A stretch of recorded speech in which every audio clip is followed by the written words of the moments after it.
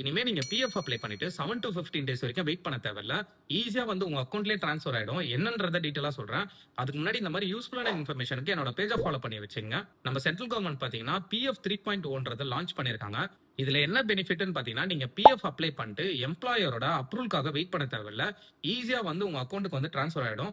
எப்படின்னு பாத்தீங்கன்னா பிஎஃப்ல உங்களோட யூபிஐ ஐடி வந்து நீங்க லிங்க் பண்ணணும். அப்படி லிங்க் பண்ணிட்டு நீங்க அப்ளை பண்ணீங்கன்னா உங்க அக்கவுண்ட்டுக்கு வந்து இமிடியேட்டா வந்துரும்னு சொல்லிருக்காங்க. இந்த யூபிஐ ஐடி லிங்க் பண்ற டெஸ்டிங் ப்ராசஸ் பாத்தீங்கன்னா சக்சஸ்ஃபுல்லா முடிஞ்சிச்சுன்ட்டு லேபர் மினிஸ்டர் வந்து சொல்லியிருக்காரு. ஸோ மே மந்தோட இந்த டெஸ்டிங் முடிஞ்சிச்சு. ஜூன் மந்த்ல இருந்து இந்த ஆப்ஷன் வந்து அவைலபிள்ல இருக்கும்னு சொல்லியிருக்காங்க. ஸோ நிறைய பேர் பாத்தீங்கன்னா அப்ளை பண்ணிட்டு வெயிட் பண்ணிட்டு இருப்பீங்க.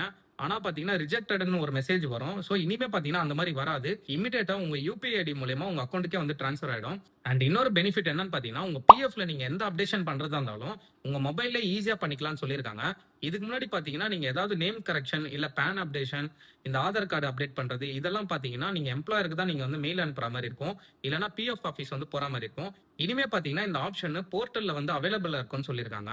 அண்ட் இன்னொன்னு மெயினான விஷயம் பாத்தீங்கன்னா நிறைய பேர் வந்து பிஎஃப் அப்ளை பண்ணும்போது உங்களோட பேலன்ஸ் என்னன்னு பார்த்துட்டு ஃபுல் அமௌண்ட் வந்து நீங்க அப்ளை பண்றீங்க. அப்படி அப்ளை பண்ணீங்கன்னா அதுவே வந்து ஆட்டோ கால்குலேஷன் எடுத்துட்டு உங்களுக்கு கம்மியான அமௌண்ட் தான் போடும். சோ நீங்க என்ன பண்ணணும்னு பாத்தீங்கன்னா வெறும் 75% தான் அப்ளை பண்ணணும். மீதி 25% வந்து அப்படியே வைக்கணும்.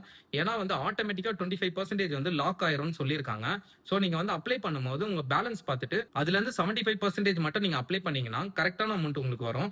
சோ இது மாதிரி நிறைய விஷயம் இருக்கு. சோ இது எல்லாமே ஃபாலோ பண்ணுங்க. அண்ட் இந்த யூபிஐ ஐடி வந்து எப்போ போர்ட்டல்ல வந்து அவைலபிளா இருக்கும்னு கூடிய சீக்கிரம் சொல்றேன்னு சொல்லியிருக்காங்க. சோ அந்த இன்ஃபர்மேஷன் வந்தோடனே இமிடியேட்டா நான் உங்களுக்கு வந்து ஒரு வீடியோ போட்டு ஸ்டெப் பை ஸ்டெப்பா சொல்றேன் எப்படி அப்டேட் பண்ணணும்ட்டு. சோ மறக்காம என்னோட பேஜை ஃபாலோ பண்ணி வச்சுங்க. Thank you all.